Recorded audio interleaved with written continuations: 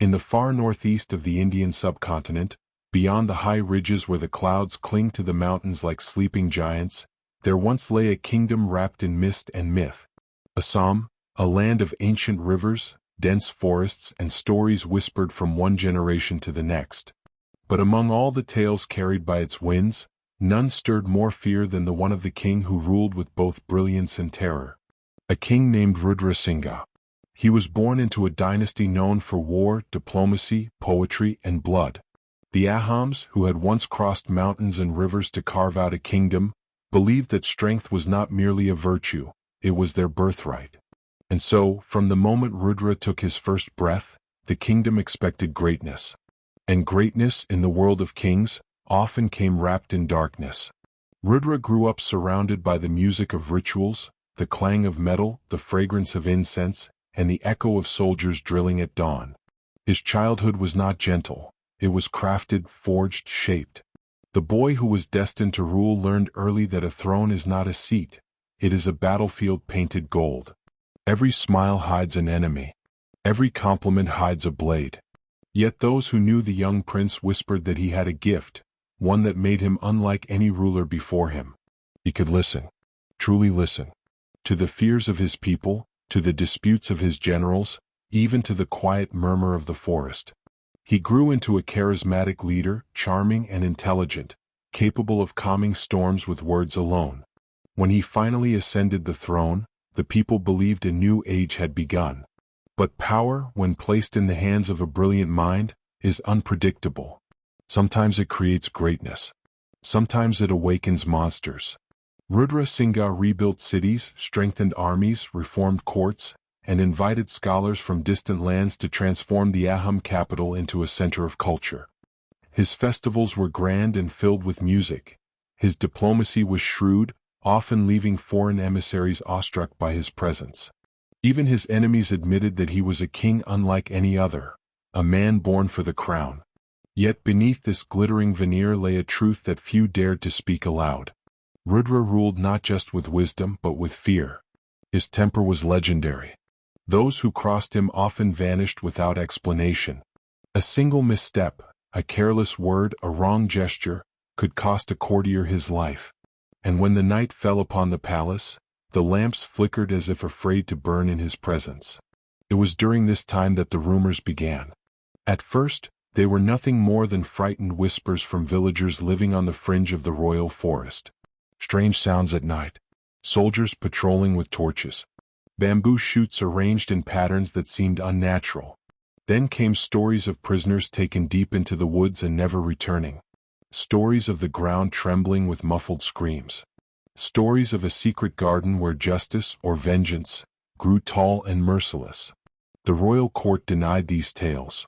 Ministers dismissed them as superstition. But stories, like roots, spread deeper when denied sunlight. And soon, even nobles spoke in hushed voices about a place the king himself had allegedly designed, a garden where bamboo grew not freely but with purpose, where the condemned were tied down above freshly cut shoots, and nature was left to complete the punishment. They said bamboo grows fast, so fast it can lift stone, pierce earth, and split wood. And if a man were placed above it, the rest did not need to be explained. But legends have a strange way of twisting truth. Was this truly the king's invention? Or was it the imagination of a fearful people overwhelmed by their ruler's shadow? For now, only one thing was certain. The forest near the capital had become a place no one wished to enter after dusk. Rudra himself spoke little of punishment. When he did, he used words like discipline, honor, loyalty, stability. But those closest to him sensed an unrest growing within his mind, a restless force that seemed to need expression, release. He had achieved everything a king could desire: power, territory, loyalty, fear, yet something in him continued to search for more. More control. More obedience. More permanence.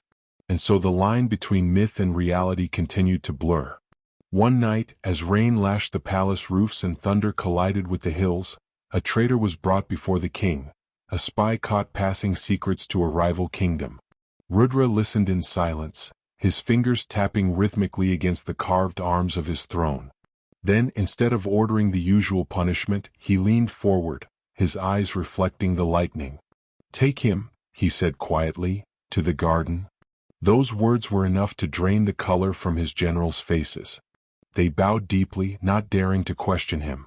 The spy screamed, pleaded, fought, but once taken into the forest he was never seen again. The next morning, the villagers reported hearing something strange during the night. A sound like wood splitting. A cry abruptly silenced. And then only the steady rustle of bamboo leaves swaying in the storm. That was the moment the legend stopped being a rumor. It became real. And as fear took root in the kingdom, the people began to look at their king differently. Not as a protector. Not as a leader. But as a man standing on the edge of reason, staring into depths they could not understand. A king who believed nature itself could be molded into a weapon. A king who believed punishment must not only be felt, but remembered. In the nights that followed, the bamboo forest seemed to whisper differently. The wind carried voices no one wished to hear.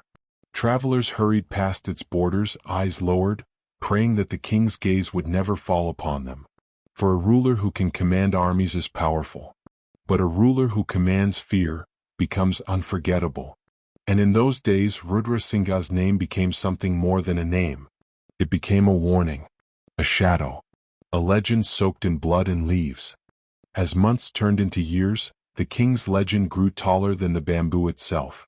In the markets, merchants spoke of him only in riddles. In the villages, fires were extinguished early, and elders shushed anyone who dared speak his name loudly. The forest near the capital, once a place where children gathered firewood and hunters tracked deer, became a forbidden border. Even the birds seemed to avoid its canopy, circling high above as if the ground below held secrets too heavy to land upon. But fear does not grow from superstition alone. It grows from witnesses. One such man was a woodcutter named Haran. He had wandered too deep into the forest one morning, chasing the trail of a barking dog. The mist was thick, curling around the trees like serpents, and the air smelled of wet soil and silence.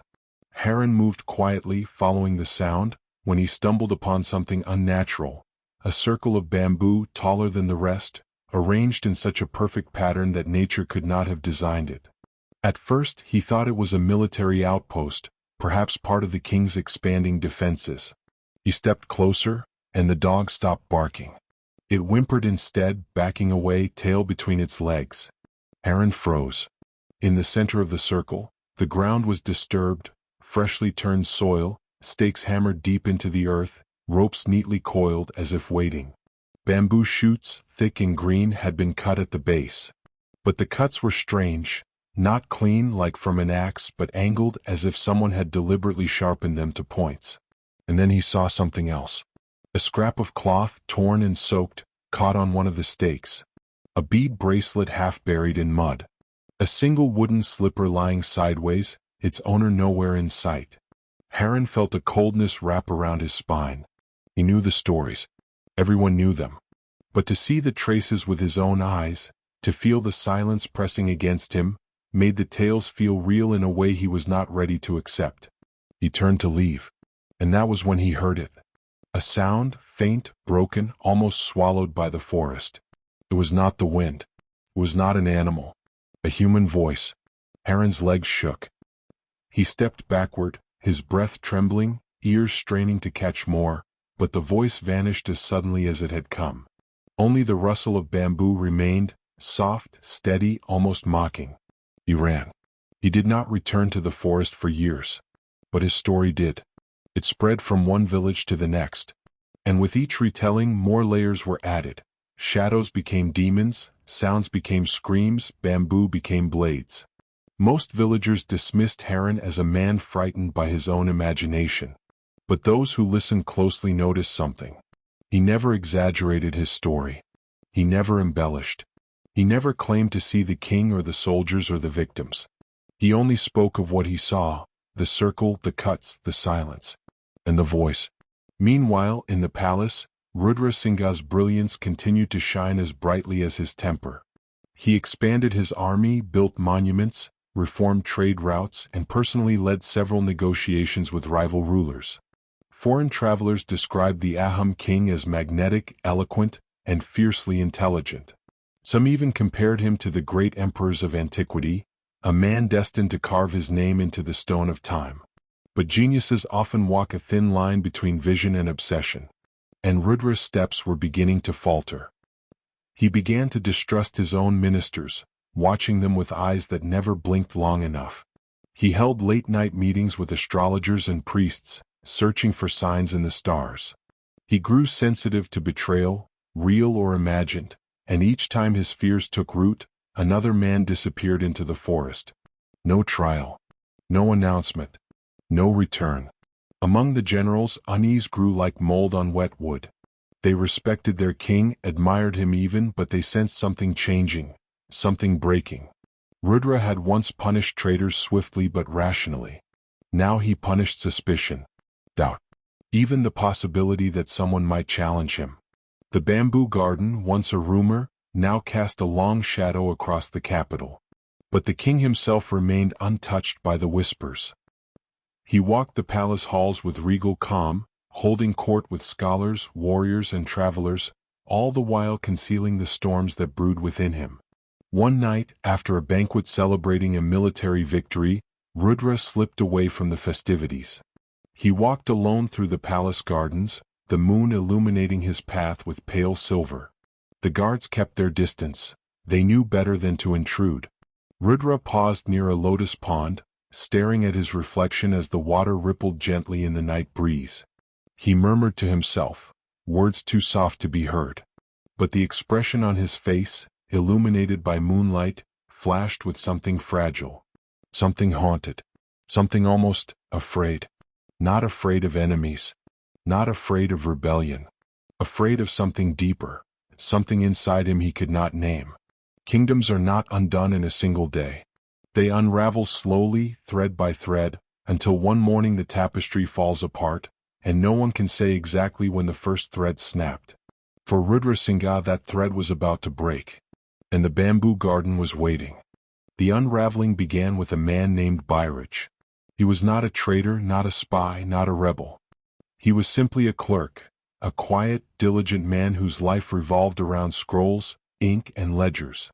His job was to record taxes from the villages, ensuring the flow of grain and coin into the royal treasury. It was simple work, steady work, work that required precision and honesty. But one evening, after the sun had dipped below the horizon and the palace torches had been lit, a small discrepancy was discovered in the treasury books. A missing amount. Nothing extraordinary, the kind of error that could be explained by miscommunication or delays from distant villages. But Rudra Singha was not in the mood for explanations. His ministers approached him cautiously, presenting the findings with bowed heads. They expected frustration. They expected reprimand. What they did not expect was silence. The king stared at the scroll for a long moment. His jaw clenched. His eyes darkened, not with anger but with certainty, a chilling certainty that seemed to arise from some hidden corner of his mind. "Bring the clerk to me," he said softly. Bairaj was awakened and dragged into the royal court, still half asleep, his hands trembling. The hall was quiet, almost eerily so. The king sat alone on his throne, the golden lamps casting long shadows across the marble floor. "Explain this," Rudra said, holding up the ledger. Bairaj knelt. He stammered, insisting it must be an error in the records, perhaps a miscount, perhaps a delayed shipment. He offered to correct it by morning. He offered to travel to the village himself to verify it. Rudra listened. He did not blink. And then the corners of his lips curled into a faint, cold smile. "Take him," he murmured, "to the garden." The guards hesitated, only for a fraction of a second, but it was enough. A ripple of fear moved through the hall like a breath of winter wind. Bairaj fell to the floor, clutching the king's feet, begging, sobbing, insisting on his innocence. But innocence was no longer a shield in Rudra's kingdom. The order had been given. And once the king spoke, no man dared oppose him. That night the palace slept uneasily. The torches burned lower than usual. The wind stirred restlessly in the trees. Even the animals kept silent, as if the forest itself sensed what was about to unfold. Bairaj was taken deep into the woods, far beyond the familiar paths, to the place that few had seen and fewer had survived long enough to describe. The soldiers who escorted him were experienced men, hardened by war, yet none could hide the tension in their steps. When they reached the clearing, the moon slipped behind a cloud, as though unwilling to witness what would follow. The bamboo garden lay quiet but not peaceful. Its stillness was the kind that follows a scream. Fresh bamboo shoots, sharp and green, emerged from the soil like hungry fingers. Stakes and ropes waited, prepared with chilling precision. The air smelled of earth, sap and something else, something metallic, something human. Bairaj's cries filled the clearing as he was tied down. The soldiers worked quickly, methodically, avoiding eye contact with him. None wanted to see the terror they were helping deliver. None wanted to remember his face. When the ropes were tightened, the captain stepped forward, holding a torch. He looked around, swallowed hard, and then extinguished the flame in the dirt. They would leave no light behind. "May the king's judgment be swift," he whispered, a ritual phrase stripped of meaning long ago. Then they left, and Bairaj was alone. Alone with the forest. Alone with the bamboo. Alone with the knowledge that morning would not come for him the way it came for others. Hours passed. The forest was silent. Then, sometime before dawn, a sound broke through the trees, a sound unlike anything the villagers had heard before. It was sharp, sudden, like wood splitting under force.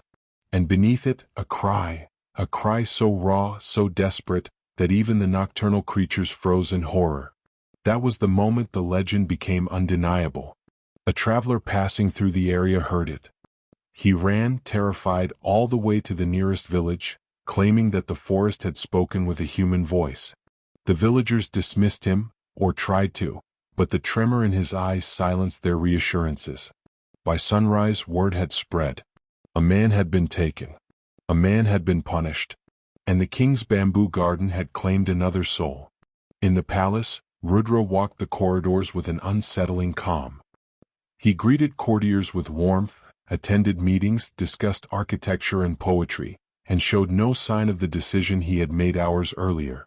But there was a coldness beneath his skin now, a chill that even his closest companions felt but could not understand. He had crossed a line that no king should ever cross. And though he spoke of justice, duty, and order, there was something else shaping his decisions now. It was not law. It was not righteousness. It was obsession. And obsession once fed never stops asking for more. As the days passed, Rudra's paranoia swelled. He began to see betrayal in every hesitation, deceit in every frown, conspiracy in every shadow that moved a second too early or too late. Ministers tread lightly, afraid to breathe too loudly. Generals avoided the king's gaze, afraid he might read treason in their eyes. And the bamboo garden waited patiently, like a mouth that had tasted its first drop of blood and now hungered for the next. The kingdom sensed that something irreversible had begun. A ripple had become a wave. A whisper had become a roar. Rudra Singha, the brilliant ruler, the visionary king, the protector of Assam, was slipping into a darkness of his own creation. And no one, not his ministers, not his soldiers, not his people, could see a way to pull him back. The bamboo garden had taken one life. But the forest had not finished whispering. In the days that followed Bairaj's disappearance, the capital seemed to change in ways too subtle to measure, yet too heavy to ignore. The courtyards grew quieter. The palace musicians played softer. Even the laughter of children faded, replaced by the uneasy stillness of people who sensed a storm approaching but did not yet know its shape. Rumors slithered through the corridors like smoke. Some claimed the king had visited the forest himself after the execution. Others swore he walked the palace grounds at night, speaking to shadows only he could see. Guards assigned to night duty reported hearing footsteps in empty hallways. Ministers reported finding their chambers inspected without explanation. The king's presence, once inspiring, now felt suffocating. But the most unsettling change was in Rudra Singha's eyes. They had once held warmth, ambition, curiosity. Now they seemed to hold a reflection of something else, something restless, something searching, something hollow. As though his mind was drifting between states of brilliance and something darker, something the throne was not meant to bear. And the bamboo garden, hidden under a canopy of silence, waited like a silent accomplice. It wasn't long before the second disappearance occurred. This time it was a nobleman, a proud, outspoken man named Balak Das. Unlike Bairaj, he was not obscure. His family was powerful, his voice influential, his opinions sharp. And that, perhaps, was his first mistake. For weeks, Balak had been openly criticizing several of the king's recent decisions. The sudden increase in military expenditure, the heightened surveillance in the capital, the unexplained nighttime movements of royal guards. He expressed concern, openly and loudly, that the king was becoming unpredictable. He did not realize that unpredictability listens.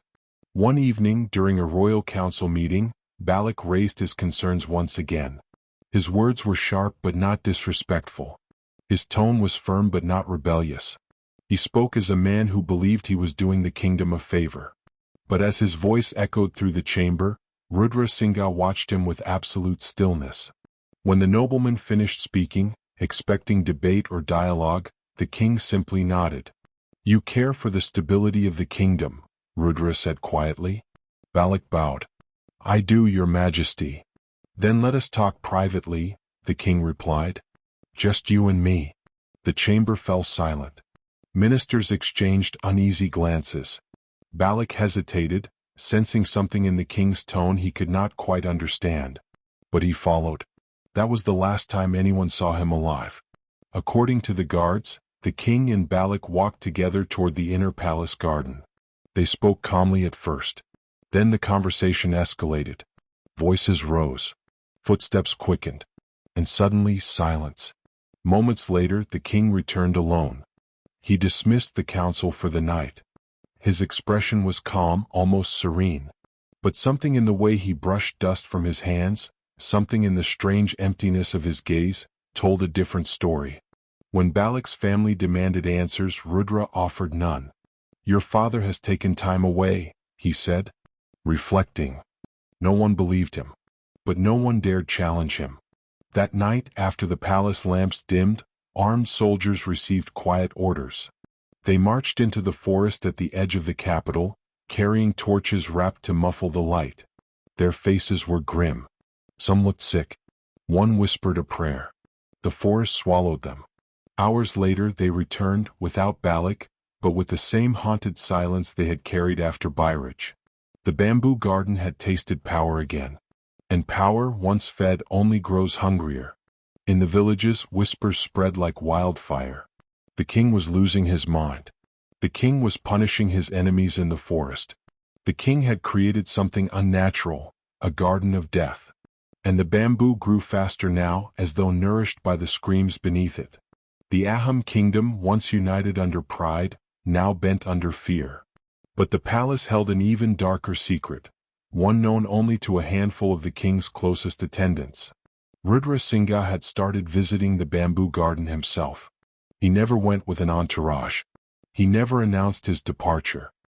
He slipped out in the darkest hours before dawn, accompanied by only a single guard.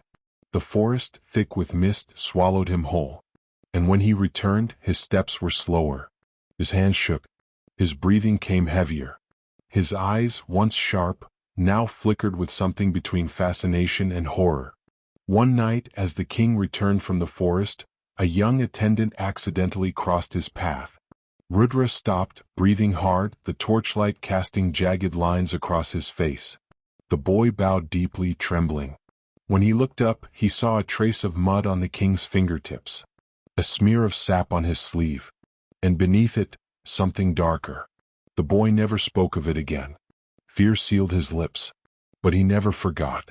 Meanwhile, the kingdom continued its descent. Ministers avoided the king. Generals discussed rebellion in secret. Diplomats sent coded messages to allies beyond the borders. And the people, who once saw their ruler as protector, now avoided the palace entirely, afraid of drawing his attention. Rudra Singha felt this shift. He saw it in their eyes. He felt it in the silence that followed him. He tasted it in the air, the growing, suffocating scent of mistrust. And for a king who believed loyalty was the foundation of his rule, this was intolerable. The more the kingdom feared him, the more he feared losing control. The more he feared losing control, the more he turned to the one place where he felt in command. The bamboo garden. It had begun as a punishment. It had become a warning. Now it was becoming something worse, an obsession. A throne forged from paranoia is a throne destined to crack. And the crack was already forming. Because one of Rudra Singha's closest generals had seen enough. And he was preparing to act. General Haribhakt Barua had served the kingdom longer than most men lived. He had fought in wars, defended borders, negotiated alliances, and watched kings come and go like seasons. He had sworn loyalty to the Ahom throne, not just to its occupant. But in recent years that loyalty had become a burden, one that pressed against his ribs like armor that no longer fit. He had defended Rudra Singha's decisions when others questioned them. He had dismissed rumors of the bamboo garden as exaggerations. He had assured ministers that the king was merely stressed, not unstable. But denial has a limit, a point where the truth becomes too loud to silence. Haribhakt reached that point the night Balak disappeared. He had watched the king return alone. He had seen the sweat on Rudra's brow, the stiffness in his hands, the hint of something wild in his eyes, not anger but something worse. A kind of trembling satisfaction. A kind of release. And when word spread that soldiers had marched into the forest at midnight, Haribhakt's heart told him what his mind had refused to consider. The rumors were true. The bamboo garden existed. And the king was using it. Haribhakt made no accusations. He was too experienced for recklessness. Instead he watched. He listened. He observed the king with the wary patience of a hunter studying a wounded predator. And what he saw troubled him deeply. Rudra Singha had begun waking in the middle of the night, pacing the palace corridors like a man searching for something he had lost. He muttered to himself, sometimes in frustration, sometimes in fear, sometimes in a voice so soft that even the guards could not hear. He dismissed his closest advisors, canceled meetings unexpectedly, and occasionally stared into nothing as though caught in a memory only he could see. His brilliance still flickered, but it flickered like a candle in a storm, bright one moment, dangerously unstable the next. Haribhakt knew what must happen. A king could be counseled. A king could be advised. A king could even be confronted. But a king lost in his own darkness could destroy a kingdom. Still, the general hesitated. Loyalty is a heavy chain, one forged through decades of duty. Breaking it required more than fear. It required certainty. That certainty came when a third man disappeared. His name was Gajan Saikia, a young scholar from a respected family. Gentle, thoughtful, admired for his intelligence. He had been writing histories of the kingdom, a task that pleased the king who saw himself as an emperor destined to be remembered through the centuries. But one afternoon, during a routine presentation in the royal court, Gajan said something fatal. He referenced an older king, a ruler who, despite his power, had succumbed to paranoia and used cruel punishments that ultimately turned the people against him. The sentence was innocuous, academic, harmless, until Rudra Singha's gaze hardened. The room fell silent. Gajan sensed his mistake instantly. The minister sensed it too. Even the guards shifted uneasily. Rudra rose from his throne slowly, like a shadow stretching across the room. "Do you believe," he asked softly, "that a king can be destroyed by his enemies?" Gajan swallowed. "History shows." "History shows nothing," Rudra interrupted. His voice was calm. Too calm. "History is written by those who survive. And those who survive, serve." No one dared breathe. Rudra stepped closer to the young scholar, studying him with eyes that saw not a man but a threat. Or perhaps a mirror. A reflection of what he feared becoming. "Your analysis is interesting," the king whispered. "Very interesting." Gajan bowed deeply. "I meant no insult, Your Maz." "Take him," Rudra said. 2 words. Softly spoken. Sharper than any blade. The scholar didn't fight. He didn't plead. He simply froze, understanding that he had been judged by a man no longer governed by reason. That night, soldiers marched once again into the forest. And the bamboo garden, hungry and patient, received its third offering. By morning, the capital was trembling. Fear had stopped being a whisper. It had become a scream. Children were kept at home. Market stalls remained closed. Ministers considered fleeing the kingdom. Families spoke in terrified whispers about leaving before the king's gaze fell upon them. And General Haribhakt Barua could no longer remain silent. He summoned 3 of the kingdom's highest-ranking officials to a secret meeting. They arrived cautiously, each looking over their shoulder, each knowing that even gathering was an act of treason. The meeting took place in a dimly lit chamber beneath the palace, a place once used for storing grain, now used for storing secrets. The walls were thick. No guards were nearby. Only the flicker of oil lamps lit their faces. Haribhakt spoke first. "We have reached the end." The others nodded silently. He continued, "The king no longer sees enemies. He sees ghosts. He sees betrayal in those who have served him faithfully. He fears the kingdom he swore to protect." One minister whispered, "What are you saying, General?" "I am saying," Haribhakt replied quietly, "that if we do nothing, the king will destroy himself, and he will take all of us and the kingdom with him." There was a long silence, a heavy silence, the kind that changes the course of history. Another official spoke, voice trembling, "We cannot oppose the king." "Then we must save him," Haribhakt said, "even from himself." The words hung in the air. The idea was dangerous, revolutionary, unthinkable. But it had been spoken. And once spoken, it could not be unsaid. Outside, the wind howled through the palace corridors. In the forest, the bamboos swayed restlessly. And in the throne room, Rudra Singha stood alone, watching the flickering torchlight dance across the walls. Somewhere deep within him he sensed that something was shifting. Something dangerous. Something closing in. And his eyes, once bright, once wise, once full of promise, now reflected only one emotion: fear. Not of enemies. Not of rebels. Not of traitors. Fear of losing control. Fear of losing himself. Fear of the kingdom he believed he had tamed. But the bamboo garden had already awakened something that could not be silenced. And the kingdom was preparing to choose between its king and its survival. Time is a strange thing. It bends, it blurs, it protects some names, and erases others. For King Rudra Singha it did both. As years passed, the kingdom he built continued to shine. Its temples, its art, its scholars, its armies. A golden age, people would one day call it. A reign of prosperity. A time of cultural brilliance. And they were not wrong. But power never forgets the shadows that helped build it. In quiet corners of Assam, old men whispered of the garden. A place that no map showed, no chronicler named.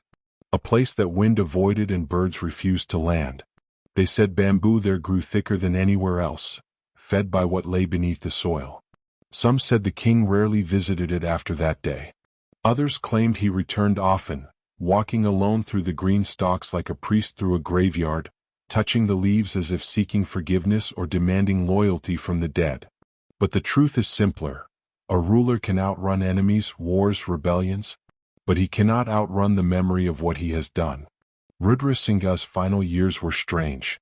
His temper softened. His generosity grew. He reduced punishments, pardoned rebels, restored lands to families once ruined. To his people he matured into a wise monarch. To his court he became unpredictable, sometimes fiercely decisive, sometimes lost in thought, staring at nothing for hours. There were nights when servants found him sitting awake, candles flickering around him, writing in a notebook he never allowed anyone to touch. And when he died, the notebook vanished. Some said his sons hid it. Others believed he burned it before the end. Whatever it contained, regret, justification, confession, it never resurfaced. And yet his legacy survived, carved in stone, sung in manuscripts, a great king, a builder of cities, a protector of culture. But memories are never so clean. Generations later, travelers told tales of a forgotten grove deep in the forest.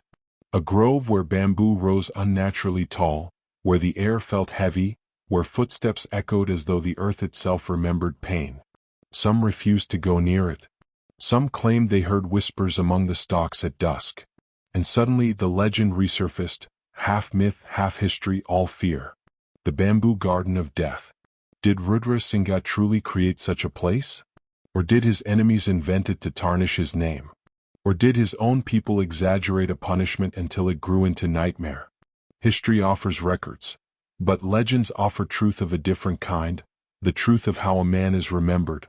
And Rudra Singha is remembered as both a brilliant king and a frightening one, a ruler of culture and cruelty, strength and paranoia, ambition and darkness. In the end, all kings leave monuments. Some build palaces, some build temples, and some leave gardens no one dares to enter. Perhaps that is the real story. Not the torture, not the bamboo, not the suffering, but the reminder that every throne sits on something unseen, something buried, something hidden, something the world remembers only in whispers. And as long as the bamboo continues to grow in the jungles of Assam, so will the legend. Because some gardens are not planted to be seen, some are planted to be feared, and some, once grown, can never truly die. This was the tale of the king whose brilliance touched the heavens, and whose shadows reached just as far. The story of a ruler the world forgot, but the forest did not. The story of Rudra Singha, and the bamboo garden of death.